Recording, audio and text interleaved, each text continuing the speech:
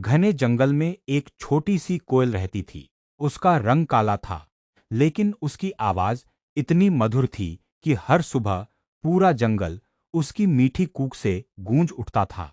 एक दिन कुछ पक्षी उसका मजाक उड़ाने लगे। उन्होंने कहा, तुम्हारा रंग तो बिल्कुल सुंदर नहीं है। कोयल कुछ पल के लिए उदास हो गई।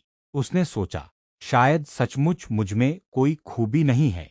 उसी समय एक बूढ़ा बरगद का पेड़ बोला, बेटी, इंसान हो या पक्षी, उसकी असली पहचान उसके रंग से नहीं, बल्कि उसके गुणों से होती है।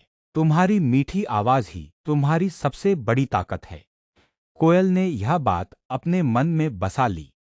अगले दिन वह पहले से भी अधिक मधुर स्वर में गाने लगी। धीरे धीरे जंगल के सभी जीव उसकी आवाज सुनने के लिए आने लगे। जो पक्षी पहले उसका मजाक उड़ाते थे, वही अब उसकी प्रशंसा करने लगे। एक दिन जंगल में भयंकर सूखा पड़ गया। सभी जीव परेशान थे।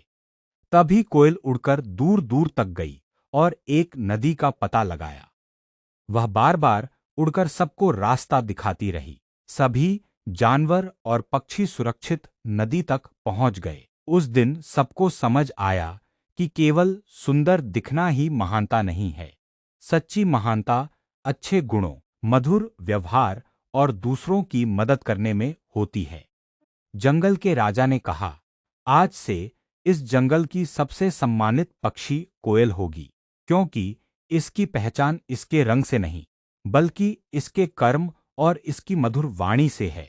उस दिन के बाद किसी ने भी कोयल के रंग का मजाक नहीं उड़ाया। सभी उसकी इज्जत करने लगे और उसकी मीठी आवाज हर सुबह पूरे जंगल में आशा और खुशी का संदेश देने लगी।